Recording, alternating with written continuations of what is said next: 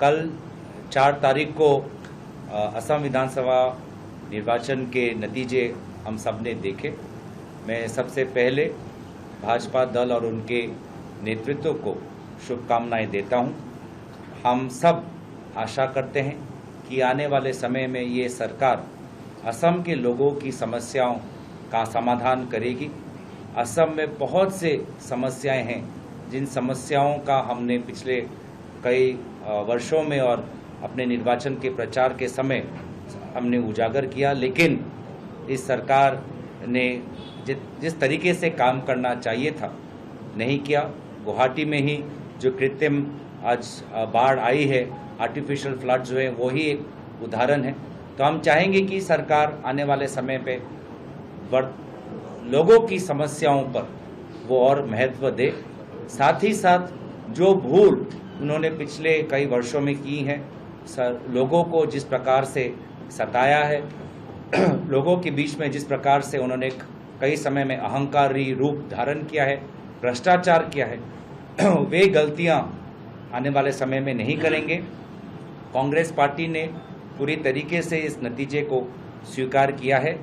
हमारी जितनी सीट विधानसभा में आनी चाहिए वो आई नहीं है, लेकिन इसके पश्चात भी हम विधानसभा के बाहर हम संविधान के बचाव में, लोकतंत्र को के बचाव में, आम नागरिक के हित में हम अपना कर्तव्य पालन करेंगे। जहाँ जहाँ लोगों को अपनी आवाज़ उठाने के लिए, अपने ज़िलों की समस्याओं को उठाने के लिए, अपने समाज के आवाज़ को उठाने के लिए जहाँ जहाँ हमारी मदद चाहिए हम मदद करेंगे। और उसी प्रकार से जहाँ जहाँ प्रदेश के समस्याओं को समाधान करने के लिए हम अपने तरफ से सकारात्मक परामर्श इस सरकार को दे सकते हैं, हम वो भी प्रदान करेंगे। लेकिन हाँ, जहाँ सरकार गलती करेगी तो हम लोगों के हित में सरकार के खिलाफ बुलंदी से आवाज़ उठाएंगे। बेशक हमारे सीट कम है, लेकिन हमारा मनोबल कम नहीं हुआ है, हमारा हौसला कम नहीं हुआ है। हमारे लोगों के प्रति, लोकतंत्र के प्रति जो हमारा कर्तव्य है, उस कर्तव्य के प्रति हमारी निष्ठा पहले जितनी ही है और आगे बढ़ी है। हम असम के जनता को भी हम धन्यवाद देते हैं कि उन्होंने पिछले कई सालों में, महीनों में हमारा मनोबल बढ़ाया, हमें समर्थन दिया, हमें वोट दिया, हमें अच्छे परामर्श दिए।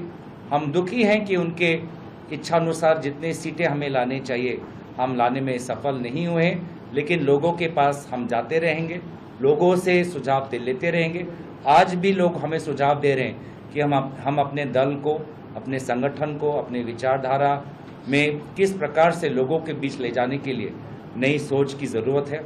हम उन लोगों के परामर्श को हम महत्व देते हुए हम काम करेंगे। हमारे सारे समर्थक साथियों को भी, हमारे जो विधायक जीत के आए हैं उनको भी हमारे तरफ से शुभकामनाएं। विरोधी दलों के भी जो हमारे नेतागण हैं, जिसमें अखिल गोगोई जी जीत के आए हैं, हमारी शुभकामनाएं।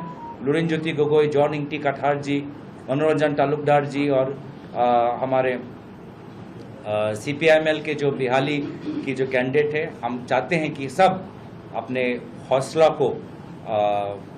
हौसला रखें, आने वाले समय में काम करें।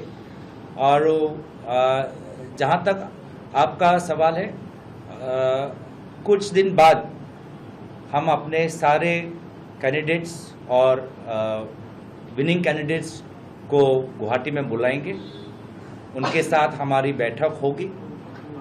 किस प्रकार से चुनाव में उन्होंने क्या देखा,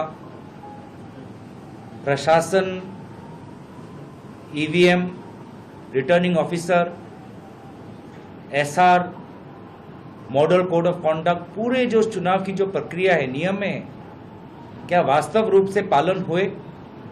हमने जो शिकायत की, किसी शिकायत पे कुछ प्रशासन ने या चुनाव आयोग ने काम किया, सभी विषयों पर उनके साथ बात होकर मंथन जरूर होगा। और मंथन के साथ आने वाले समय में कांग्रेस को कैसे मजबूत करना है, लोगों के पास कैसे ले जाना है, निर्वाचन के समय हमने एक नया असम का एक सपना देखा था।